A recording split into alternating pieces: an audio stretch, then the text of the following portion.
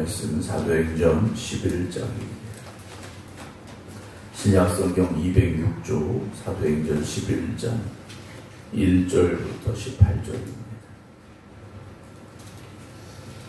유대에 있는 사도들과 형제들이 이방인들도 하나님의 말씀을 받았다 함을 들었더니 베드로가 예루살렘에 올라갔을 때 할례자들이 비난하여 이르되 네가 무할례자의 집에 들어가 함께 먹었다 하니 베드로가 그들에게 이 일을 차례로 설명하여 이르되 내가 요빠시에서 기도할 때 황홀한 중에 환상을 보니 큰 보자기 같은 그릇이 내 귀에 매어 하늘로부터 내려 내 앞에까지 드리워지거늘 이것을 주목하여 보니 땅에 네 발 가진 것들과 들짐승과 기는 것과 공중에 나는 것들이 보이더라. 또 들으니 소리 있어 내게 이르되 베드로야 일어나 잡아 먹으라 하거늘 내가 이르되 주님 그럴 수 없나이다. 속되거나 깨끗하지 아니한 것은 결코 내 입에 들어간 일이 없나이다 하니 또 하늘로부터 두 번째 소리가 있어 내게 이르되 하나님이 깨끗하게 하신 것을 네가 속되다고 하지 말라 하더라. 이런 일이 3번 있은 후에 모든 것이 다시 하늘로 끌려 올라가더라. 마침 3사람이 내가 유숙한 집 앞에 서 있으니 가이사라에서 내게로 보낸 사람이라. 성령이 내게 명하사 아무 의심하지 말고 가라 하시매 이 6 형제도 나와 함께 가서 그 사람의 집에 들어가니 그가 우리에게 말하기를 천사가 내 집에 서서 말하되 네가 사람을 요빠에 보내어 베드로라 하는 시몬을 정하라. 그가 너와 내 온 집이 구원받을 말씀을 내게 이르리라 함을 보았다 하거를 내가 말을 시작할 때 성령이 그들에게 임하시기를 처음 우리에게 하신 것과 같이 하는지라. 내가 주의 말씀에 요한은 물로 세례를 베풀었으나 너희는 성령으로 세례를 받으리라 하신 것이 생각났노라. 그런즉 하나님이 우리가 주 예수 그리스도로 믿을 때 주신 것과 같은 선물을 그들에게도 주셨으니 내가 누구이기에 하나님을 능히 맡겠느냐 하더라. 그들이 이 말을 듣고 잠잠하여 하나님께 영광을 돌려 이르되 그러면 하나님께서 이방인에게도 생명 얻는 회개를 주셨도다 하니라. 아멘. 할렐루야. 항상 하나님 앞에서 기도드리는 우리 모든 성도 여러분들에게 하나님 주신 큰 은혜가 오늘도 더하시길 주님의 이름으로 축원합니다. 오늘도 온라인으로 함께 예배드리고 계신 분들 박성준 집사님, 조태경 권사님, 김근욱 권사님, 박영용 권사님, 김준원 장로님, 박정순 권사님, 마도식 권사님, 정봉 권사님, 임승자 집사님 주님의 이름으로 축복합니다. 사도행전 10장에서 이제 베드로가 고넬료의 집을 찾아가게 됐죠. 우연히 간 게 아니지 않습니까? 성령님께서 일령도 역사하셨고 주님께서 명령하셔서 고넬료는 베드로를 청하였고 베드로는 순종하는 마음으로 고넬료의 집에 가게 됐고 복음에 대해서 말씀 증거할 때 성령이 고넬료와 그 집안 사람들에게 임하셨고 그래서 베드로가 그들에게 세례를 베풀었으니 사도행전 10장에 기록이 되어져 있습니다. 우리는 성경에 기록되어 있으니까 그렇구나 라고 쉽게 받아들일 수 있습니다. 그러나 이 사건은 초대교회에 있어서 특별히 할례받은 유대인들이 할례받지 않은 이방인들에 대해서 어떻게 해야 되는가라는 새로운 기준이 세워지게 되는 사건이라고 볼 수 있습니다. 우리가 프레임이라는 말을 쓸 때가 있는데요. 다른 사람이 나를 볼 때 어떤 기준과 판단을 가지고 볼 때 어떤 프레임을 가지고 볼 수도 있고 또 반대로 우리가 세상을 볼 때 또 다른 사람을 볼 때도 내가 가진 어떤 기준을 가지고 그 사람은 이런 사람이다 저런 사람이다 이렇게 볼 때가 있습니다. 초대교회 성도들, 우리가 처음 말한 초대교회 성도들은 유대인들입니다.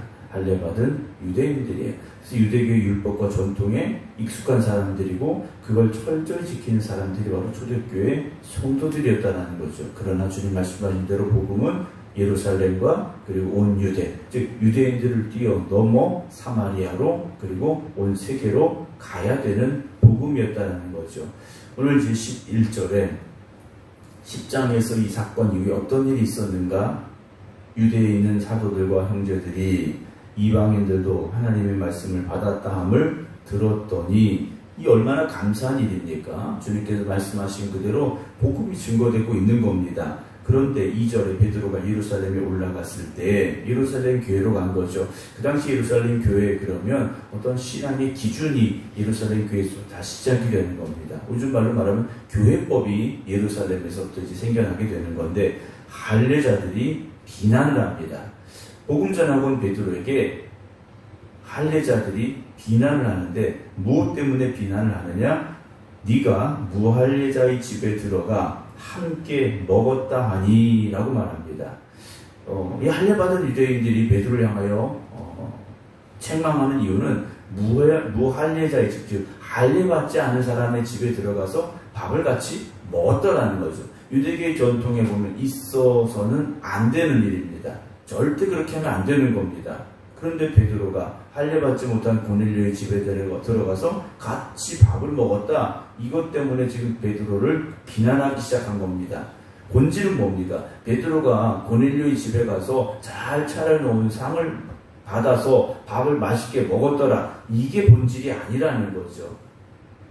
주님께서 기도하는 고넬료에게 베드로를 청하라 하셨고 베드로 환상 중에 부정한 것도 먹어라 라는 그 말씀을 듣고 깨닫고 고넬료의 집에 갔고 거기서 그들이 만나 복음 전했고 성령이 임했고 회개의 세례를 받았더라. 이게 중요한 거지 않습니까? 그런데 겉으로 드러난 베드로가 할례받은 베드로가 할례받지 못한 고넬료 이방인의 집에 들어가서 같이 밥 먹었더라. 이것만 가지고 지금 베드로를 비난하고 있다라는 거죠. 정말 중요한 본질이 무엇인가를 우리가 파악하고 그 본질을 이야기해야 되지 겉으로 드러난 보여지는 것만 가지고 그 문제를 우리가 판단하려고 하지 말자라는 거죠. 왜냐? 그렇게 하다 보면 잘못된 판단을 하게 될 가능성이 훨씬 많다라는 겁니다. 우리가 흔히 그런 말 하지 않습니까? 나 그 사람 그렇게 안 봤는데 하면서 그 다음에 더 좋은 이야기가 나올 수도 있고 나쁜 이야기가 나올 수도 있지 않습니까? 처음 그 사람 봤는데 인상 좋았는데 좀 겪다 보니까 보기하고 틀려, 그 사람 안 좋아 이렇게 말할 수도 있고 처음엔 그 사람 인상 별로 안 좋았는데 내가 그 사람이 들은 이야기가 그 좋은 이야기가 아니었는데 내가 겪어보니까 좋았더라 라고도 바뀔 수 있지 않습니까? 그러니까 우리가 교회 안에서 어떤 선입견을 가진다라는 건요 상당히 좋지 않은 겁니다.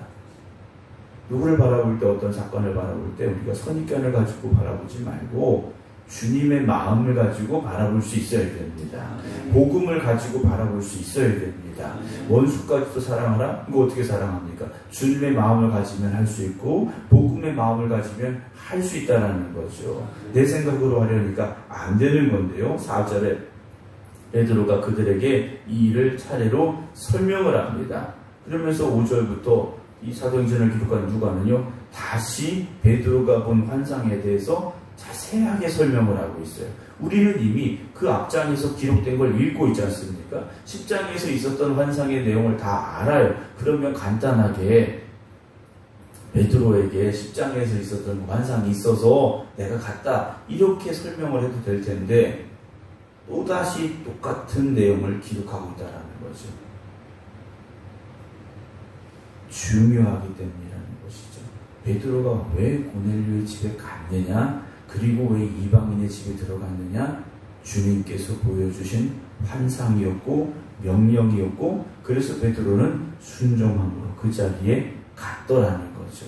그렇게 순종하며 갔더니 어떤 일이 있었느냐, 고넬료의 집에서 복음을 전했는데 14절에 그가 너와 네 온 집이 구원받을 말씀을 내게 이르리라 함을 보았다 하거늘 하면서 15절에 베드로가 내가 말을 시작할 때 베드로가 어떤 말을 했습니까? 예수가 그리스도시라는 복음에 대해서 말씀을 전하기 시작할 때 성령이 그들에게 임하시기를 이라고 긴박하게 베드로는 표현하고 있다는 거죠.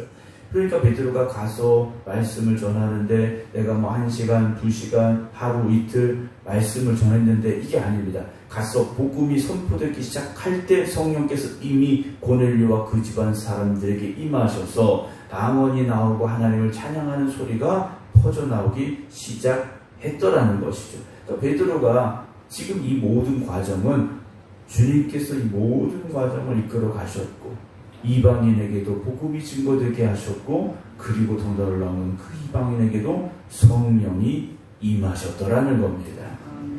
베드로는 지금 그 이야기를 하고 있는데 예루살렘에 있던 할례받은 유대인들은, 초대교회 성도들은 베드로를 비난할 거리를 찾고 있다는 거죠. 여러분, 교회는요, 비난할 거리를 찾는 게 아닙니다. 책망할 거리를 찾는 곳이 아니라는 거죠. 손가락질할 일을 찾는 게 아니라는 겁니다. 그런 일들이 있을지라도 그 과정을 통해서 하나님께서 어떻게 일을 만들어 가시는지, 그 일을 통하여 하나님 영광 받으시는지, 그 일을 통하여 교회가 어떻게 세워지고 있는지를 바라볼 수 있어야 되지, 누군가 뭘 잘못했는지 잘잘못을 찾아내고 비난하고 책망하는 곳이 되어서는 안 된다라는 거죠.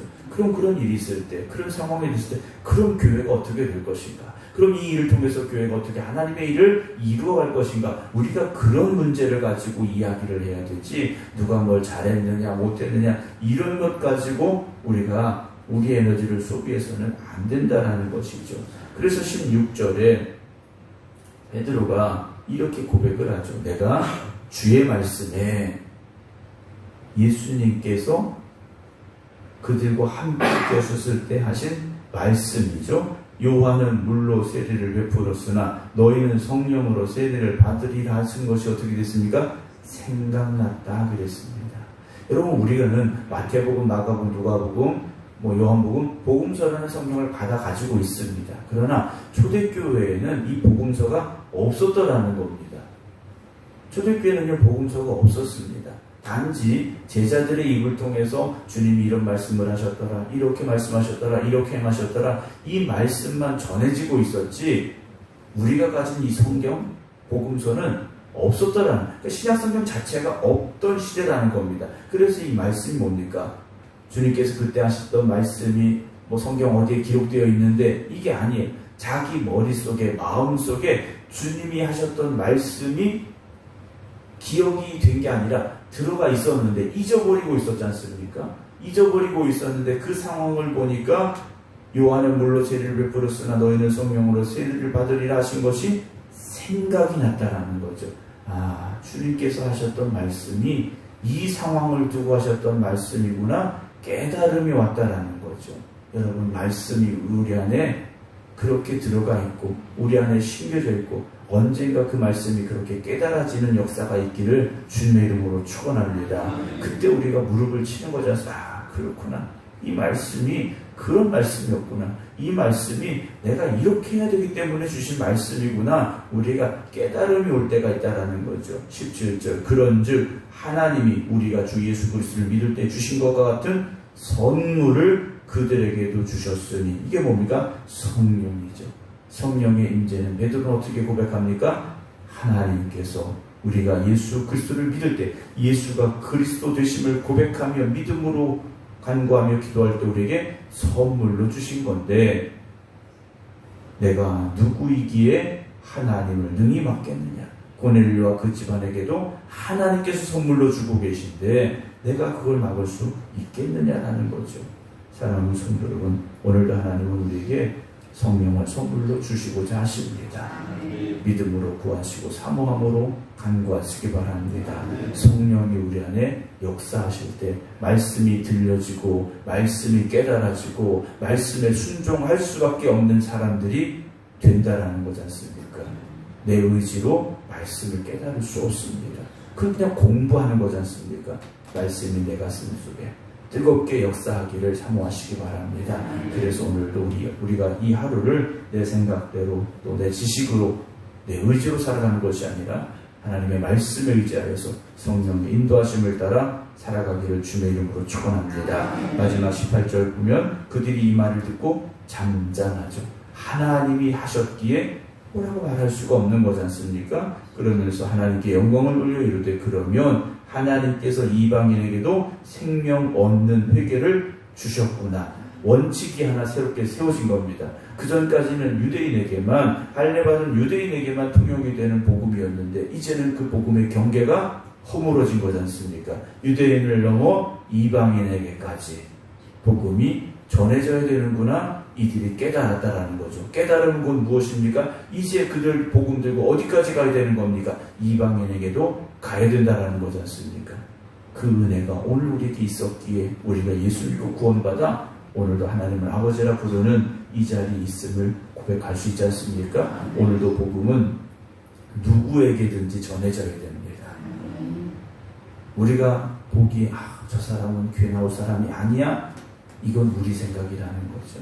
그런 사람에게라도 여러분 주님의 마음을 가지고 복음 전하시기 바랍니다. 힘써 전하시기 바랍니다.